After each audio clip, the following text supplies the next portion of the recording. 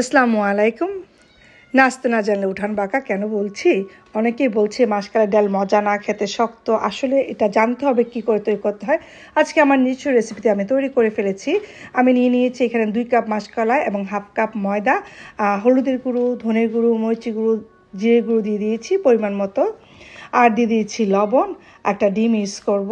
এখানে আমি দিব ধনেপাতা, কাঁচামরিচ এবং পেঁয়াজ কুচি অলসো। তাহলে এটা খেতে খুব ভালো লাগবে। মাসকালের ফ্লেভারটা এমনি ভালো লাগে, ডালটা কিন্তু তেলে পাউডার করা। তো আমি এখন ডিমটা ভেঙে নিয়েছি, কাঁচামরিচ, পেঁয়াজ, ধনেপাতা সব দিয়ে দিয়েছি এবং পানি দিয়ে ডোটা আস্তে আস্তে আমি গুলবো। এটা একটা খামিরের মতো হবে, কিন্তু সফট করে করতে হবে, যেহেতু আমি এটা তাওয়ার মধ্যে দিয়ে আমি রুটি বেলবো না, আমি ফ্রাই প্যানে হাত দিয়ে দিব চাপটির মতো। এই অবস্থায় আমি কিছুক্ষণ রেস্টে রেখে দেবো ঢাকনা দিয়ে।